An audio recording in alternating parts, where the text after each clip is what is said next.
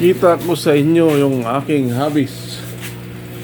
Pagkatapos ng trabaho, ito lang, titingin-tingin lang. At pasensya na kayo, medyo magulo. Magulo kasi yung mga pakita, may mga nakalagay na mga paraphernalia. Ayan, nandun yung ibang tank.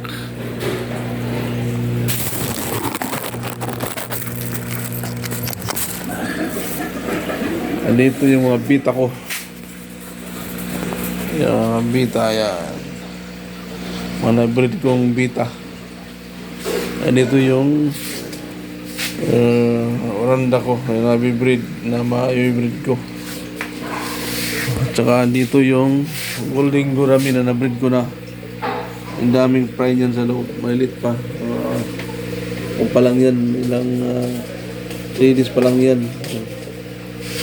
3 days na pisa. Dito naman yung bita. Yung pisi lang kanina pipisa. Ito naman bukas yung pipisa na bita. Nilagyan ko ng mga ganito screen para hindi matira ng mga lamok. Andun yung mga nabreed ko ng mga shubon. Nabreed ko na.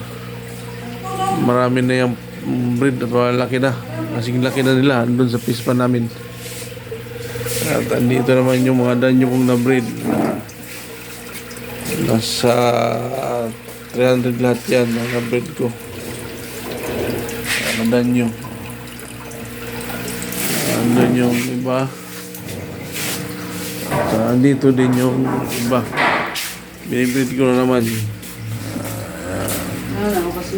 Yung titra, hindi pa ako nag-success ng aking titra. Ilang buwan na yan. 7 months na siguro. Hindi pa nag-breed. Nag-success yan danyo. Ito naman yung red platico. 10 lang to dati na binili ko ngayon. Sobrang dami na. Andito yung fry na ngayon naging breeder, yung fry naging breeders na. At sa daming mga fry na rin sa loob. Ang kids para hindi makain. Para hindi ko na mabantayan kung buntis o hindi. Dito yung ibang fry. Ibang fry ng red plati. Yan. Malabo siya yung tubig kasi mayroon ano yan. Daon ng talisay. Yan, medyo brown yung kulay. Yan. Ito yung pinagkabalahan tuwing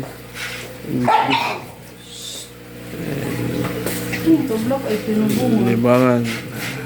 Salamat sa pagtingin ng aking munting fish aquarium.